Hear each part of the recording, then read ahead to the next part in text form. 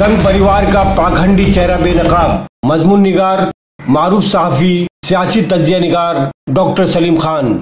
नाजरीन, क्या आपने वो वीडियो देखी है जिसमें सऊदी अरब से आने वाली ऑक्सीजन पर रिलायंस का लेबल लगाया जा रहा है? पहले बीजेपी वाले कांग्रेस के कामों का क्रेडिट लेते थे, फिर अंबानी ने एक खेल शुरू किया और अब आरएसएस वाले भी यही करने लगे हैं। इसे कहते हैं खरबूजे को देखकर खरबूजा रंग पकड़ता है, यानी इंसान अपने हम प्याला हम निवाला साथियों की नकल करता है। वैसे हिंदुस्तानी सियासत में कमल और संतरी की रूह तो यकसा है, मगर हैबत एक दूसरे से खास मुख्तलिफ है। एक ने बगला भगत की मालिन सफेद शाल ओढ़ रखी है और दूसरा नारंगी रंग में नहाए हुए है। इन दोनों के दरमियान उस्ताद और शागिर्द का रिश्ता है, लेकिन अब ऐसा लगता है कि गुरु गुड़ रह गया और चेला चक्कर बन गया है।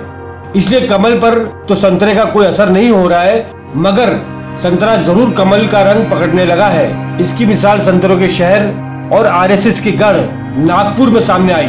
वहां से खबर उड़ाई गई कि संघ परिवार के कदीम कारकुन 85 साल नारायण राव धाबड़कर ने किसी नौजवान के लिए अपना बिस्तर कुर्बान कर दिया और 3 दिन बाद घर पर इंतकाल कर गए। आरएसएस ने यह बयान जारी किया कि नारायण राव को जब अस्पताल में लाया गया तो उनकी सांस उखड़ रही थी। अस्पताल में दाखिले की लवाजमात मुकम्मल होने के बाद उन्होंने एक औरत को अपने 40 साल शौहर के लिए बिस्तर और ऑक्सीजन की खातिर रोते गिड़गिड़ाते देखा। इसके बच्चे भी रो रहे थे। ये देखकर धाबड़कर ने अस्पताल के अमले से कहा, अगर कोई बिस्तर खाली ना हो तो उनका मुख्तस शुदा बिस्तर इस औरत के शौहर को दे दिया जाए। बयान में यह भी कहा गया, धाबड़कर के दामाद और डॉक्टरों ने उन्हें समझाने की कोशिश की कि उन्हें इलाज की जरूरत है और दोबारा बिस्तर का मिलना यकीनी नहीं है। धाबड़कर ने अपनी बेटी से कहा, मुझे वापस जाना चाहिए, मैं अपने हिस्से की जिंदगी जी चुका। बेटी ने बाप के दर्द को महसूस किया और धाबड़कर ने रजामंदी से घर आकर 3 दिन बाद फौत हो गए। अस्पताल के डॉक्टर शेलू चेंबुरकर और दीगर अमले ने इस दावे की हर शक की तरदीद कर दी। इनके मुताबिक धाबड़कर खुद चलकर आए और उन्हें 5:55 पर अस्पताल में दाखिल कर लिया गया। इसके बाद उनके रिश्तेदारों को बताया गया कि अगर तबीयत बिगड़ जाए तो बड़े अस्पताल में मुंतकिल करना पड़ेगा। 2 घंटे बाद रिश्तेदार लौटे। दामाद अमूल 5 फुट डॉक्टर की मर्जी के खिलाफ दस्तखत करके मरीज को ले गया। उस वक्त अस्पताल के अंदर 4 बिस्तर खाली थे। इस तरह किसी के रोने धोने और कुर्बानी देने की कहानी अपनी मौत आप मर गई। धाबड़कर के दस्तखत करने का मामला भी गलत हो गया। इसका सीधा मतलब तो यह है कि नारायण धाबड़कर के रिश्तेदार गुनाहों वजूहात की बिना पर उनका इलाज कराने के बजाय डॉक्टर की रजामंदी के खिलाफ उन्हें घर ले गए। ऊपर से अपनी सफाकी को छुपाने के लिए कुर्बानी की कहानी बना दी।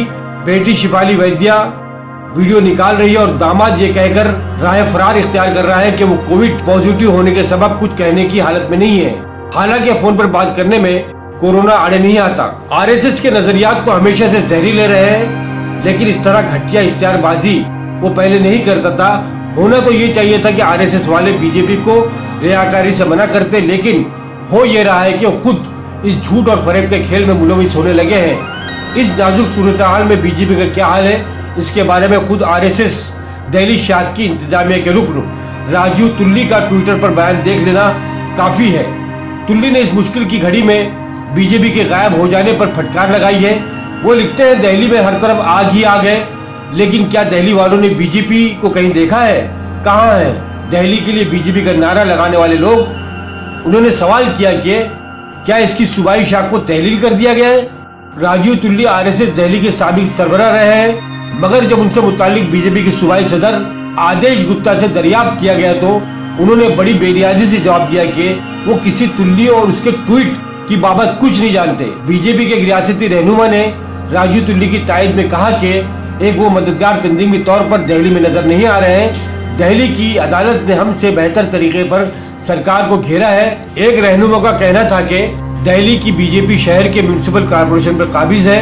इसे चाहिए था शादी हाल या स्कूल जैसी सहूलियात को उन लोगों के लिए इस्तेमाल करती जिनके घरों में क्वारंटाइन की सहूलियत मौजूद नहीं है। हकीकत तो यह है कि खिदमत की बुनियाद पर इंतखाब जीतने के जमाने लग गए। अब तो सोशल मीडिया पर झूठ फैलाकर और आवाम के जज्बात को भड़का कर इलेक्शन जीता जाता है और बीजेपी इसमें मसरूफ है। वो लोग आए दिन अरविंद केजरीवाल से इस्तीफा मांगने में लगे हुए हैं और रियासती हुकूमत का ताउन करने के बजाय उसकी टांग खींचकर चिताओं पर अपनी सियासी रोटियां सेक रहे हैं। आरएसएस के कौमी रहनुमाओं को ऐसे में आगे बढ़कर हुकूमत के कान ऐंठने चाहिए। मगर उल्टा वो इसकी दिफा में मसरूफ है।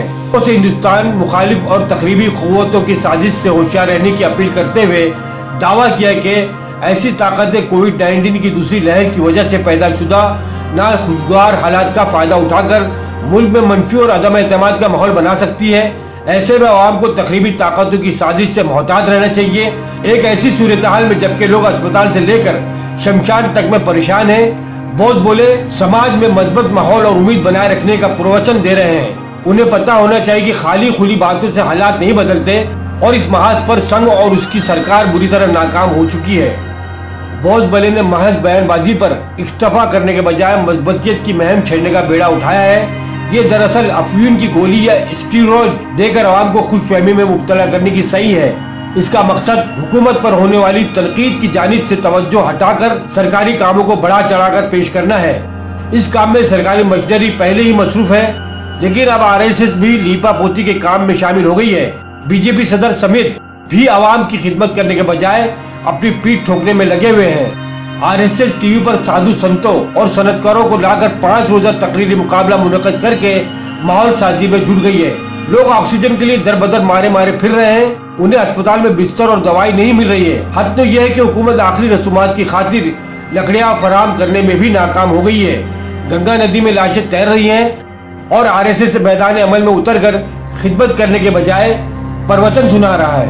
RSS को अपना नाम बदलकर राष्ट्रीय सेवक संघ के बजाय सरकार सेवक संघ रख लेना चाहिए।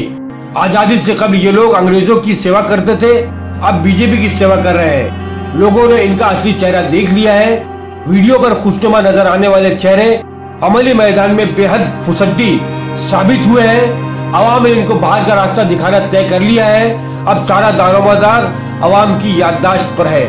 ये था आमना सामना मीडिया की ओर से खास मजमून निगार डॉक्टर सलीम खान, मशहूर साफी तज्ज़िया निगार का था। शुक्रिया। जय हिंद,